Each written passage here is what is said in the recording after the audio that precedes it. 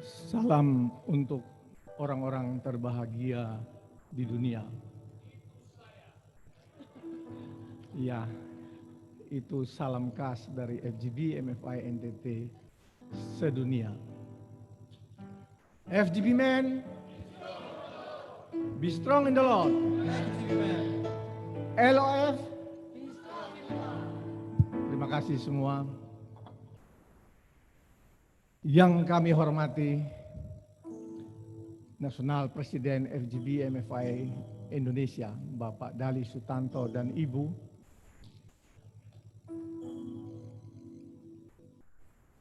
Bapak Pendeta Mel Atok, mentor kami dan Ibu, Chapter Presiden, Bapak Raja Eston Funai, Bapak-bapak jajaran National Board yang ada bersama, saya tidak bisa menyapa karena waktu. Senator kita Bapak Abraham Paulianto, juga bapak-bapak, ibu-ibu, FGB Men dan LOF sepelayanan yang saya cintai.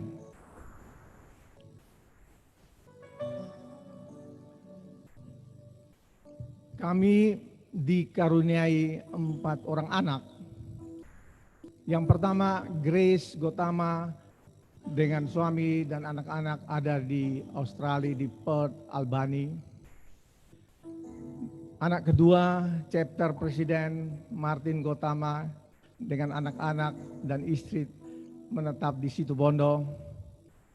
Anak ketiga, Brian Gotama dan istrinya Patricia Pangat menetap di Kupang dan juga di Malang.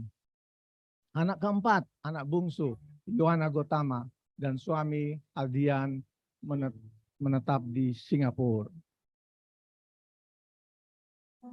Inilah keluarga saya.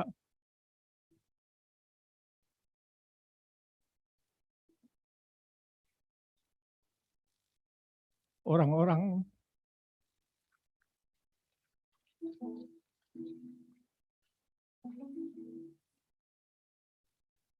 terdekat dengan saya.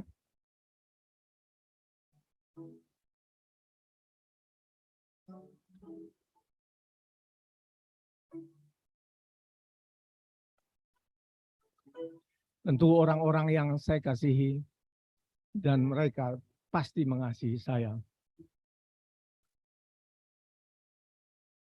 Kami mendapat tugas untuk memberi kesaksian. Namun kami menyadari bahwa kami masih banyak kelemahan-kelemahan dan tentu kami juga mempunyai dosa. Dengan begitu, maka kami harus mendekatkan diri pada firman Tuhan dan mau belajar lebih dalam lagi untuk bisa mengetahui dan merasakan tuntunan kasih karunia Tuhan Yesus dalam kuasa Roh Allah dengan kejadian-kejadian dan peristiwa dalam kehidupan kami. Kami mohon doa dari bapak-bapak dan ibu-ibu untuk kami. Kami tentu mohon kuasa dan tuntunan Roh Kudus agar kami dimampukan untuk family testimony tentang impartasi Roh Kudus dalam keluarga kami. Yohanes 14:26, tetapi penghibur yaitu Roh Kudus yang akan diutus oleh Bapa dalam namaku, dialah yang akan mengajarkan segala sesuatu kepadamu dan akan mengingatkan kamu akan semua yang telah kukatakan kepadamu.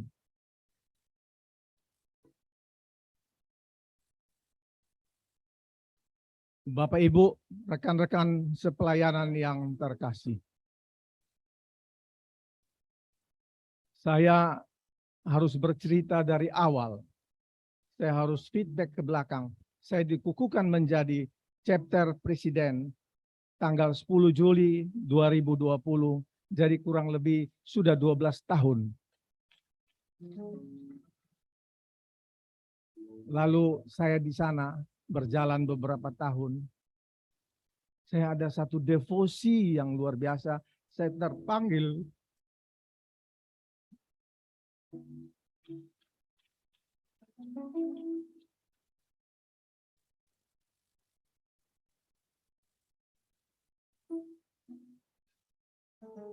Maaf, Bapak Ibu, saya terpanggil untuk mencari Allah Roh Kudus itu di mana.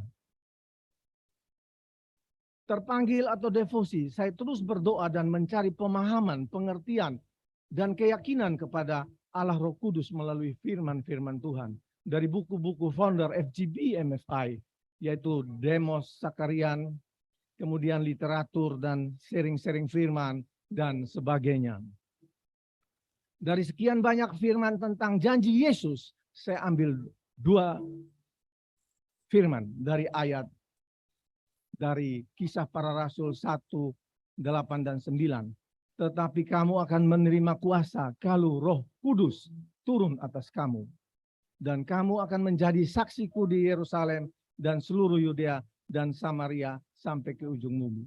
Sesudah ia mengatakan demikian, terangkatlah ia disaksikan oleh mereka dan awan menutupnya dari pandangan mereka. Saya merasa firman ini menjadi dasar buat saya. Saya percaya janji Yesus akan sewaktu mau naik ke surga. Begitu Pak Pendeta.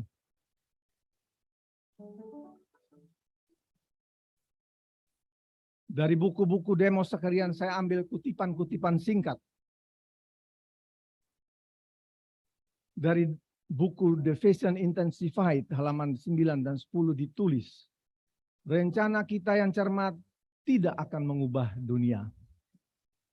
Struktur kita yang baik, semua meeting-meeting kita, konvensi, seminar, dan uang pun tidak berarti apa-apa tanpa kuasa dari Roh Kudus. Betul Pak John ya. Apa yang Pak John Thompson sampaikan tadi siang. Dari buku Ultimate Dimension, dimensi tertinggi, halaman 22 dan 23 ditulis, Yesus telah memberikan sebuah teladan. Allah turun ke dunia untuk hidup di antara kita. Ia memberikan Roh Kudusnya untuk tinggal di antara kita. Saya bersyukur Tuhan juga memperlengkapi saya dengan peristiwa-peristiwa iman. Sehingga saya diberi pengertian dan pemahaman. Saya menjadi percaya dan yakin akan kuasa Roh Kudus ada di antara kita semua. Saat pandemi COVID melanda dunia, gelombang badai itu melanda Indonesia pada Maret 2020. Saat itu di Kupang hanya tinggal kami berdua, saya dan istri saya. Pandemi COVID masalah besar yang membingungkan dunia. Dan semua orang saat itu. Tetapi bagi kami sekeluarga waktu itu, justru kami diberkati Tuhan. Tentu bukan berkat duniawi, tetapi tentu berkat-berkat rohani yang hanya bisa kita peroleh dari kasih dan kemurahan Tuhan saja. Kita tentu masih ingat tanggal 1 April 2020. Lockdown pertama pemerintah Indonesia dengan peraturan stay at home. Saat itu ada yang luar biasa. Dan itu harusnya menjadi sejarah FGB MFI Indonesia. Adalah stay at home, berjalan bergandengan erat dengan program nasional FGB MFI. Faith Come by Hearing, FCBH, Breakthrough in Family Life. Selain dalam grup nasional, semua FGB Men diarahkan membuat juga FCBH Group Keluarga. Dan nama grup kami adalah FCBH Gotama Family.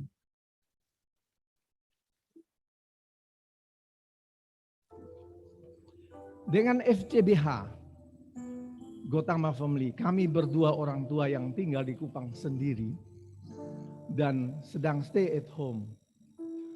Setiap hari kami terhibur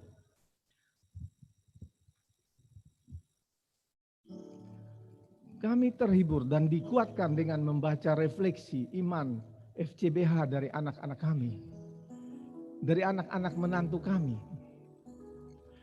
Program FCBH nasional selesai setelah 4 kitab Injil. Kami merasa kami diberkati dalam suasana stay at home. Saya hubungi Bapak Ardian Kristanto waktu itu sebagai nasional presiden. Saya katakan bahwa kami NTT masih ingin lanjut. Pak Ardian menyarankan saya untuk menghubungi Bapak Dr. John Thompson yang hadir di sini. Pembimbing FCBH. Saya hubungi Pak John Thompson dan beliau bersedia melanjutkan dengan kisah para rasul dan Roma. Terima kasih Pak John. Terima kasih berlimpah. Terima kasih. Setelah semua ini terlewati, ya, saya sadar dan saya imani kalau ini semua adalah bagian dari rancangan Tuhan untuk kami juga. Kenapa saya digerakkan oleh kuasa Roh Kudus untuk minta FCBH dilanjutkan, Pak John? Karena setelah sampai pada kisah para rasul, istri saya dan anak-anak saya mulai sering bicara tentang Roh Kudus. Roh Kudus. Dan mulai merasakan penyertaan Roh Kudus dalam kehidupan masing-masing keluarga kami. Namun keadaan keluarga kami yang diberkati itu tidak berjalan lama. Pada bulan Mei 2020, badai itu tiba-tiba datang. Tuhan izinkan istri saya sakit karena sakit batuk, hanya karena salah makan, tapi karena khawatir itu COVID. Saat itu awal pandemi yang membingungkan, kami tidak berani ke dokter, kami tidak berani ke lab, kami hanya bisa telepon dokter-dokter yang kenalan di Kupang, dan kami membeli obat. Dan juga tidak bisa berangkat, waktu itu lockdown sana sini, dan sempat pesawat dihentikan penerbangannya. Masalah inilah membuat istri saya mengalami kecemasan yang mendalam. Kecemasan.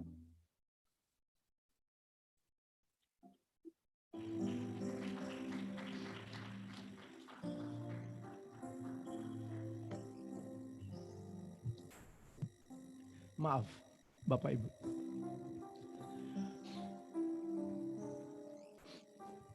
Aduh, mata kabur ya.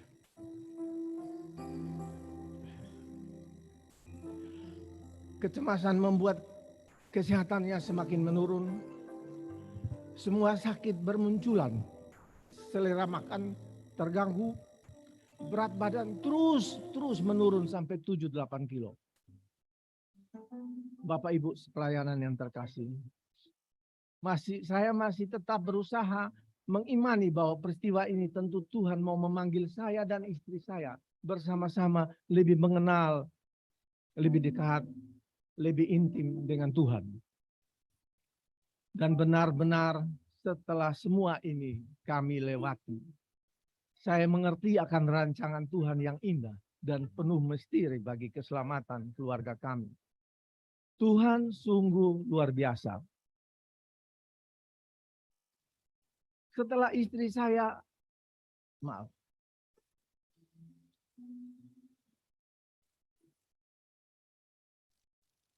ya, Tuhan, setelah istri saya sudah mengenal Roh Kudus dengan baik.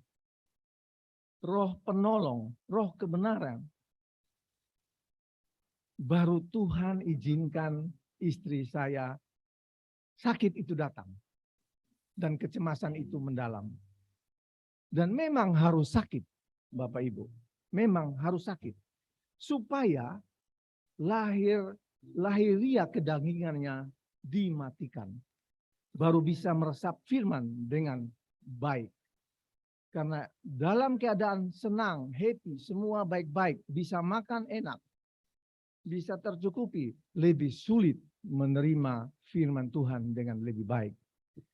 Karena itu saya ingat satu tulisan dari buku Watchman Nee yang diberikan oleh Pak Andreas Susetio waktu itu di Bali.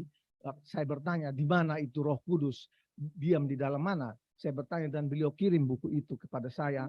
Dan buku itu judulnya adalah Remuknya Insan dan Keluarnya Roh. Ringkasannya, setelah insan lahiriah kita remuk, baru insan batiniah kita bisa keluar. Tuhan ingin membongkar insan lahiriah kita agar insan batiniah kita mendapat jalan keluar. Sehingga istri saya harus mengalami seperti itu. Bapak, Ibu, dan rekan-rekan pelayanan terkasih, saya imani semua ini terjadi untuk pemurnian iman kami berdua dan anak-anak kami. Jamahan Tuhan yang mengubah karakter.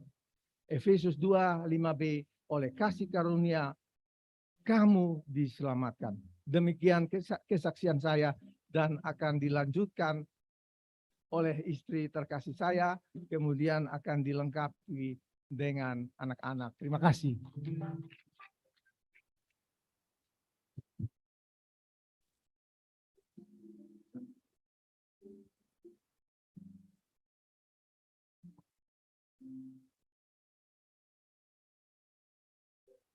Bapak, Ibu, saudara-saudari sekalian, kita semua telah mendengar bagaimana suami saya berdevosi mencari Roh Kudus. Pada awalnya, saya juga kurang memahami apa dan siapa Roh Kudus. Bahkan ketika suami saya sering berkata-kata Roh Kudus, saya dalam hati diam-diam dan berpikir, sementara saya ini dari Katolik, sehingga kami lebih tekun dengan doa dan rosario. Bagaimana Roh Kudus berkarya dalam hidup saya.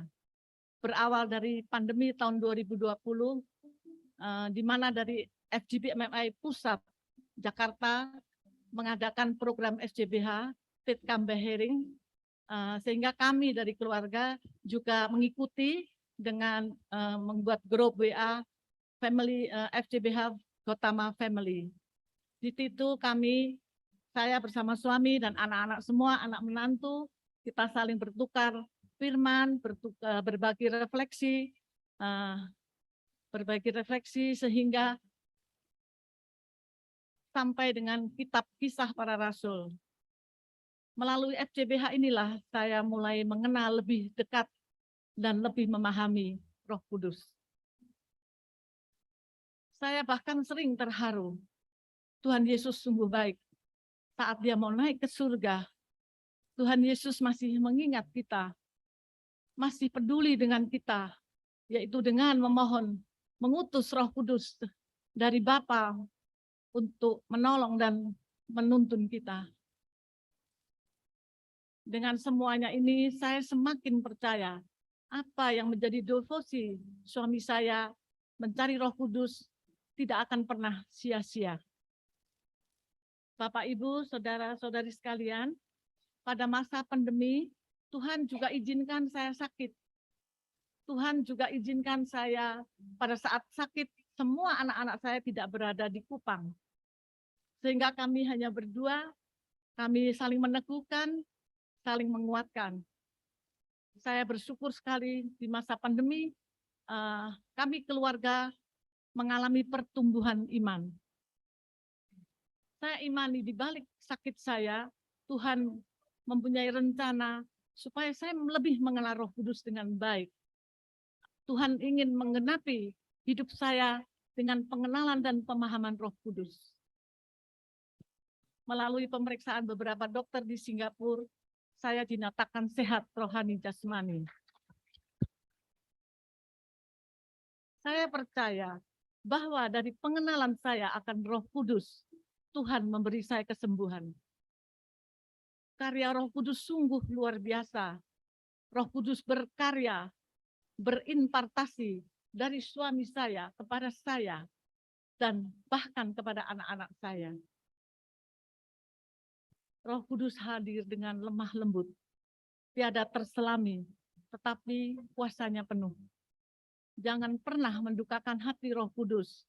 Roh Kudus diutus Bapa dari surga untuk menolong dan menyertai kita. Demikian kesaksian saya. Terima kasih.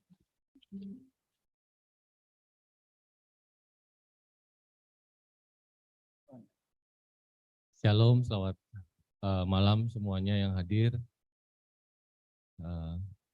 Saya Martin Gotama, cukup deg-degan juga setelah kesaksian Papa dan Mama. Saya ingin melanjuti apa yang Mama saksikan tadi, bahwa bagaimana Tuhan itu begitu baik dalam kehidupan Martin sekeluarga, yang dulunya Martin ini adalah seorang yang sebagai seorang anak mempunyai karakter yang cukup keras dan cukup sulit diatur. Namun saya bersyukur bahwa saya yang pernah terjebak dalam kebaikan dan kemampuan saya, Tuhan memberkati saya dengan saya boleh mengalami lahir baru. Setelah lahir baru, saya mulai belajar, mulai mengenali, mulai mengerti, dan mulai merasakan Roh Kudus itu hadir dalam hidup saya, terutama hadir dalam hati saya.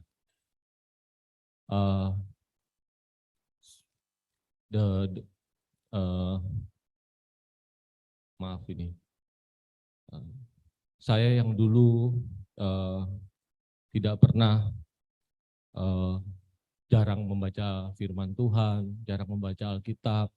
Bahkan bagi saya Alkitab itu seperti jimat. Ketika sakit, ketika anak-anak sakit, saya menggunakan Alkitab sebagai jimat untuk menyembuhkan mereka. Saya berdosa saat itu dan saya bersyukur bahwa Tuhan yang begitu baik tetap memberikan saya kesempatan untuk merasakan apa itu Roh Kudus dalam hidup saya. Sejak saya mulai merasakan lahir baru, saya mulai merasakan, saya yang dulunya keras, saya yang dulunya tidak mengerti apa itu firman Tuhan, tapi saya dengan mudahnya tiba-tiba menangis, dengan mudahnya tiba-tiba sedih ketika saya membaca firman Tuhan, ketika saya menyanyi lagu-lagu puji-pujian. Bukan karena saya takut atau saya bersedih akan sesuatu, tapi ada sukacita dan damai sejahtera yang saya rasakan pada saat membaca dan mendengarkan lagu-lagu pujian. Saya bersyukur Bapak Ibu sekalian, saya sangat bersyukur bahwa Tuhan masih memberi saya kesempatan untuk merasakan hal ini. Saya percaya bahwa kejadian ini bukan hal yang biasa-biasa saja, bahwa karya Tuhan membuat saya lahir baru, dan Roh Kudus membentuk saya menjadi pribadi dengan karakter yang baru. Tanpa saya sadari, ketika saya membaca kitab suci, membaca Alkitab, saya mendengarkan lagu-lagu gereja, saya merasakan damai sejahtera yang saya tidak pernah rasakan sebelumnya. Tanpa saya sadari, air mata saya terus menetes, dan itulah sukacita yang sangat luar biasa bagi kehidupan saya dan keluarga. Saya bersyukur bahwa dengan menerima itu, saya yang dulunya sulit menerima masukan, saya yang dulu sulit menerima teguran, saya dimampukan menjadi pribadi yang baru yang boleh merespon teguran, nasihat dari orang tua, dari teman-teman, dari rekan sepelayanan. Saya menjadi pribadi yang lebih terbuka untuk berubah menjadi lebih baik. Saya sangat bersyukur karena Tuhan baik dalam kehidupan saya. Saya percaya bahwa inilah impartasi Roh Kudus dalam kehidupan saya. Penyertaan Tuhan dan Roh Kudus tidak berhenti di sini. Meskipun saya sudah lahir baru dan menerima Roh Kudus serta terlibat dalam pelayanan, masalah, pergumulan, sakit, penyakit pun tetap terjadi. Tepatnya badai COVID ini juga sempat menghampiri kami. Tapi Saya bersyukur Bapak Ibu bahwa badai COVID inilah yang menyelamatkan iman kami sekeluarga. Saat awal saya melayani, istri saya tidak begitu mau terjun dalam dunia pelayanan. Tapi saya ingat badai COVID ini tidak memberi efek apa-apa kepada saya. Efek kesehatan maksudnya, bahwa kita tidak mengalami gejala apa-apa. Saya, istri saya, dan 3 anak saya mengalami sakit COVID. Tapi puji Tuhan, Tuhan tidak memberikan efek apa-apa. Tapi tekanan secara mental, secara psikis lebih terjadi dalam kehidupan saya dan istri saya. Puji Tuhan, sakit COVID disembuhkan. Tapi saya bersyukur Bapak Ibu, karena tekanan yang dialami oleh istri saya mengalami lawatan Roh Kudus yang luar biasa. Dan hari ini, meskipun dia tidak berada di sini, hari ini dia juga semangat untuk melayani Tuhan. Puji Tuhan.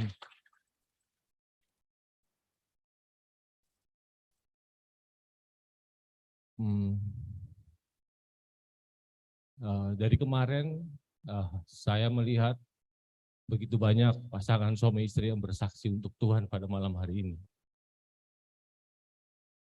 Tapi itu tidak mengurangi rasa syukur saya.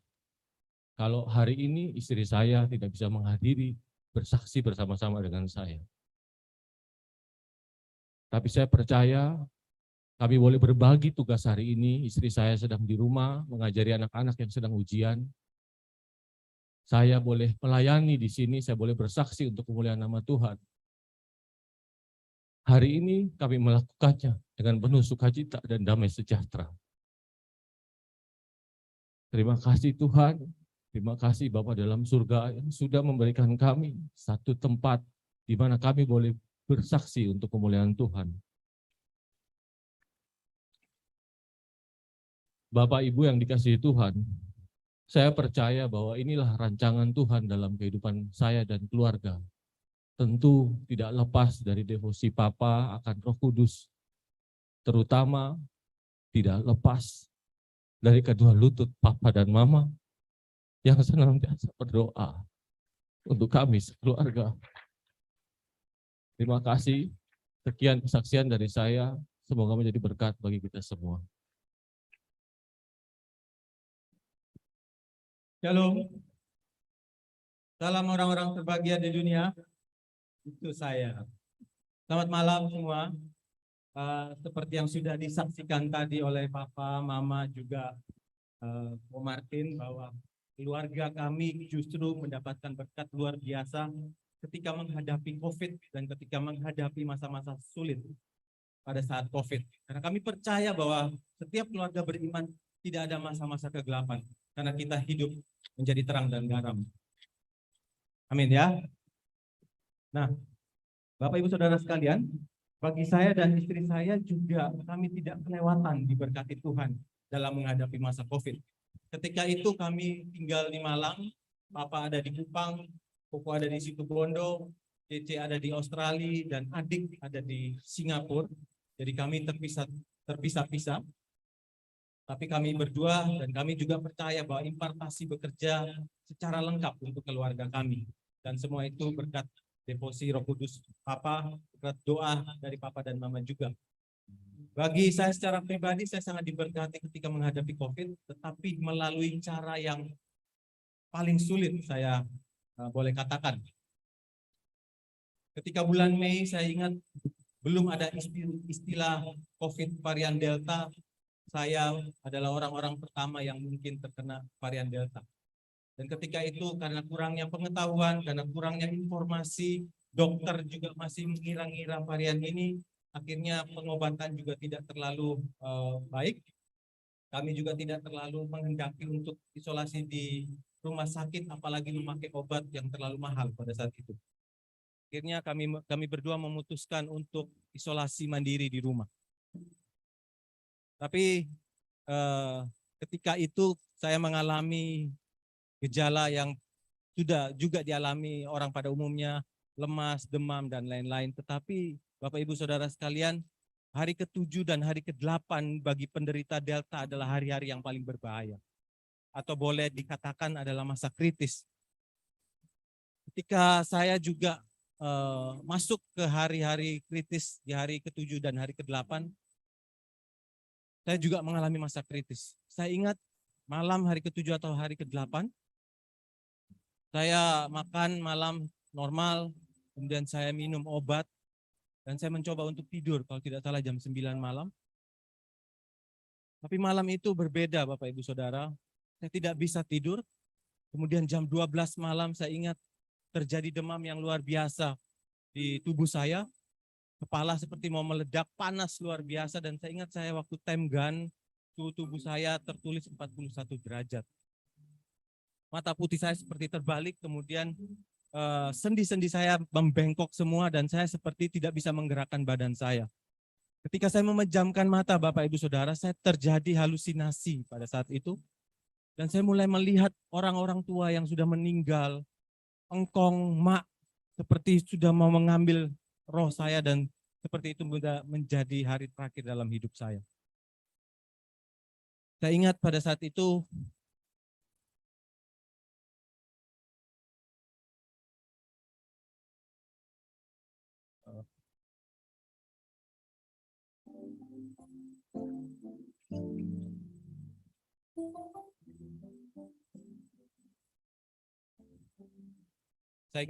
itu saya sempat WhatsApp istri saya.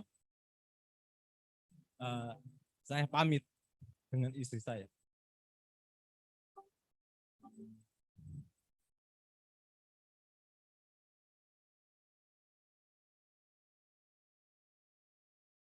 Waktu itu kami isolasi di lantai yang berbeda. Istri saya juga terkena COVID, tapi puji Tuhan dia tanpa gejala. Jadi saya waktu itu di lantai 2, saya WhatsApp istri saya katakan bahwa kalau besok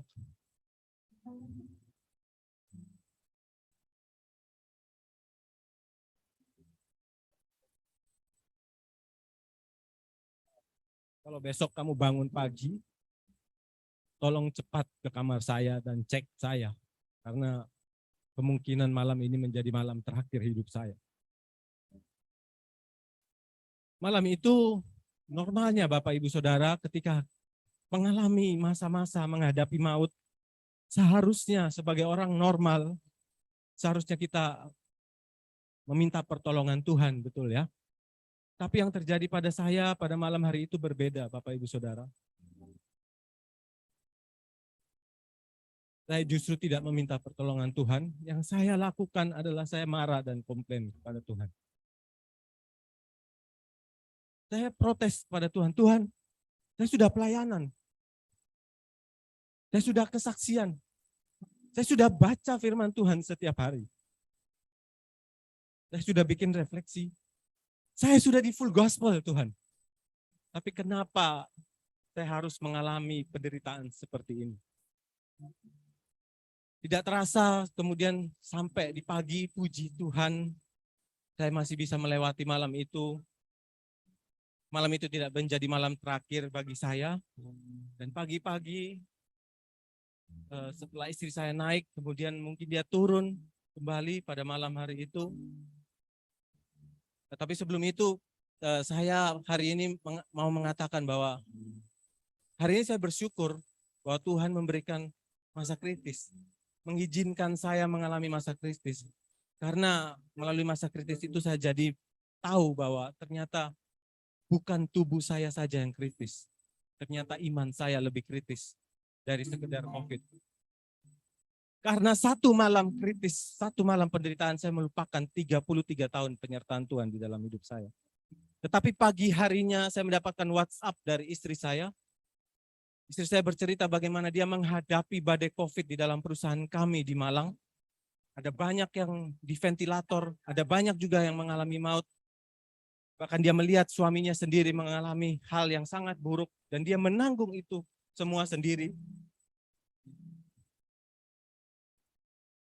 Dan dia bercerita bagaimana dia menyerahkan segala pergumulannya hanya kepada Tuhan karena dia menyerah. Karena dia sudah tidak punya lagi kemampuan untuk menghadapinya. Ketika saya baca WhatsApp istri saya merasa menjadi orang yang paling berdosa, Bapak Ibu Saudara. Kalau Petrus menyangkal Tuhan 3 kali, saya menyangkal Tuhan sepanjang malam.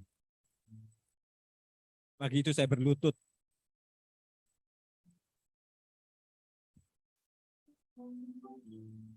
Saya berlutut, saya menangis.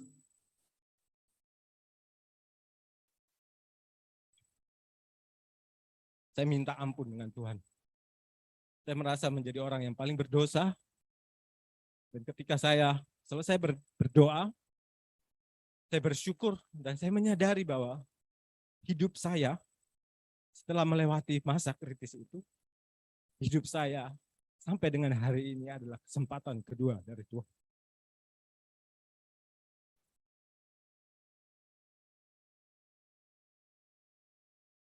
Dan kalau hari ini saya bisa berdiri di depan Bapak Ibu Saudara sekalian untuk menyaksikan betapa besar kasih Tuhan di dalam kehidupan saya, istri saya juga keluarga kami.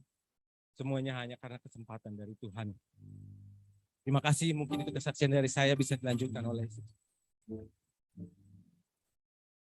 Shalom, selamat malam semuanya. Saya sedikit menyambung kesaksian dari suami saya. Jadi saya juga dijamah Tuhan pada waktu kita berdua mengalami COVID. Tetapi dengan cerita yang berbeda. Karena saya percaya Tuhan mengenal setiap pribadi kita masing-masing. Dan pada saat suami saya dijamah dengan sakit secara fisik yang cukup parah, saya dijamah Tuhan lewat hati saya. Jadi saya adalah orang yang keras, saya orang yang penuh dengan logika. Dan saya merasa dengan kemampuan saya bisa melakukan segalanya. Tapi pada saat badai COVID itu melanda, tidak hanya suami saya yang sakit cukup parah. Ada beberapa staf di tempat kami bekerja juga mengalami COVID dengan keadaan yang sangat parah juga. Bahkan ada yang sampai pakai ventilator. Pada saat itu, saya seperti merasa ini semua salah saya. Karena sebagai seorang istri, saya tidak bisa menjaga suami saya. Sebagai seorang pemimpin di perusahaan, saya tidak bisa menjaga karyawan-karyawan saya. Saya merasa semua beban ada di pundak saya pada saat itu. Dan saya memakai logika saya untuk berpikir, saya tidak bisa menyembuhkan mereka. Pada saat itu saya benar-benar terduduk, saya benar-benar merenung. Saya tidak punya kemampuan untuk menyembuhkan mereka. Lalu sampailah saya pada satu konklusi pada saat itu, siapa yang dapat menyembuhkan mereka? Siapa yang dapat menyembuhkan suami dan karyawan-karyawan saya? Jawabannya cuma satu, hanya Tuhan yang mampu menyembuhkan. Dan pada saat itu akhirnya di masa karantina itu, di mana saya sendiri, suami saya sendiri, akhirnya saya mulai mencari Tuhan. Saya yang selama ini berdoa menjadi rutinitas, saya yang selama ini membaca Alkitab hanya sebatas rutinitas saja. Saya benar-benar mencari Tuhan. Semua khotbah-khotbah saya putar semuanya karena saya ingin mencari Tuhan. Saya mau Tuhan sembuhkan suami saya mau Tuhan sembuhkan semua karyawan saya. Dan pada akhirnya saya menemukan saya mengikuti sebuah ibadah online di YouTube. Dan pada saat itu ada puji-pujian, saya mulai memuji Tuhan. Seumur hidup saya tidak pernah memuji Tuhan sampai saya meneteskan air mata seperti saat itu. Saya bukan meneteskan air mata karena saya sedih. Anehnya saya meneteskan air mata karena itu adalah air mata sukacita. Saya merasa Tuhan memeluk saya merasa saya minta ampun dengan Tuhan. Bagaimana saya benar-benar merasa lawatan Roh Kudus itu begitu nyata pada saat itu. Di mana saya tidak bisa lagi menggunakan kemampuan saya. Di mana saya hanya bisa berserah sepenuhnya hanya kepada Tuhan.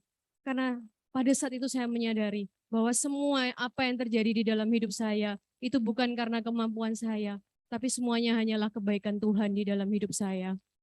Dan di saat itu saya menyerahkan diri sepenuhnya kepada Tuhan. Saya memohon ampun kepada Tuhan atas semua kesalahan saya selama ini yang saya hanya mengandalkan pribadi saya. Dan di saat itu saya memohon Tuhan sembuhkan suami saya, Tuhan sembuhkan semua staf saya. Dan Tuhan langsung jawab semuanya itu. Besoknya tidak ada satupun dari karyawan saya yang dinyatakan positif COVID. Dan saya share pengalaman saya itu terhadap suami saya, dan ternyata itulah yang membuat suami saya menyadari dan akhirnya menyembuhkan dia. Tidak hanya secara fisiknya, tapi ternyata Tuhan juga menyembuhkan suami saya secara rohaninya. Dan saya percaya Tuhan bekerja pribadi lepas pribadi dengan caranya masing-masing. Tuhan tahu kelemahan saya di hati saya. Jadi Tuhan tidak memberi saya gejala yang parah, tapi Tuhan memberi saya beban mental yang sangat berat buat saya pada saat itu, di mana saya hanya bisa menyerahkan semuanya hanya kepada Tuhan. Dan sejak saat itu, hidup saya dan suami saya tidak pernah sama lagi. Kami berdua memutuskan untuk melayani Tuhan dengan lebih lagi dari hari ke hari. Dan kami juga ingin terus menjalankan visi Tuhan yang ada di dunia ini. Dan di akhir kesaksian kami, kita ada sedikit surprise untuk Papa dan Mama dari adik kami tercinta, dari Yohan dan Aldian dan juga Christian yang ada di Singapura. Mereka juga ingin bersaksi pada malam hari ini yang bisa kita lihat di video ini. Halo semuanya, halo Papa dan Mama. Hari ini Yohan mau sedikit berbagi cerita bagaimana keluarga Yohan, Aldian, dan Christian diberkati pada waktu COVID. Jadi di saat COVID itu Yohan sangat bersyukur karena Yohan adalah justru anak yang paling diberkati, karena pada saat kehamilan dan kelahiran Christian ada Papa dan Mama yang menemani. Di saat COVID menghalangi keluarga-keluarga lain untuk bertemu, justru Tuhan sangat memahami keperluan Yohan dan memperlengkapi kehadiran keluarga juga engkong dan mak untuk Christian dan juga Papa dan Mama untuk Aldian dan Yohan.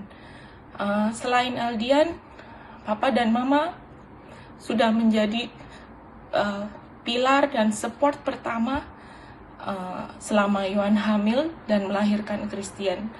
Memastikan kalau Yohan tidak kekurangan sesuatu apapun, tidak kesulitan, memberikan moral support dan mengasihi Yohan, dan terutama juga Aldian dan Ian dengan sepenuh hati tanpa banyak bicara, tapi memberikan kasih itu dalam wujud yang nyata. Dan untuk itu kami sekeluarga sangat bersyukur untuk Papa dan Mama. Ian mau bilang apa? Thank you Lord Jesus, thank you Lord Jesus. Terima kasih Tuhan untuk Kong dan Mak. Tuhan jaga selalu supaya sehat selalu. And then, what do you want to say? God bless you, Kong. Apa? God bless you, Ma. God bless you, Kong. Mama ya, Apa? Mama apa ya? Enggak. God. God bless you. God bless you. Kong. God bless you, Ma. And then, God bless you, Ma. uh-uh. God bless you, Auntie Anne. God bless you, Kong. Kong. God bless you, Kong. God God bless, bless you, Kong. God Kiblian. bless you, Ma. God bless you, Kiblian. And Mama tu, Q Marty. Okay. Kim Betty. Kim Kim Patty. Patty. Okay. Bye bye everyone. bye. God Thank bless you. God bless you everyone. Terima kasih atas semua kesempatan yang indah ini. Kami tentu bersyukur dengan semua peristiwa iman dan kejadian-kejadian yang Tuhan izinkan terjadi pada keluarga kami. 1 Korintus 2:5, supaya iman kamu atau iman kami jangan bergantung pada hikmat manusia, tetapi pada kekuatan Allah.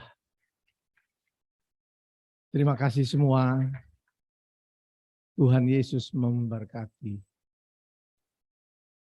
To God be the glory. FGB men, be strong in the Lord. LOF, be strong in the Lord. Terima kasih berlimpah untuk semua. Cek.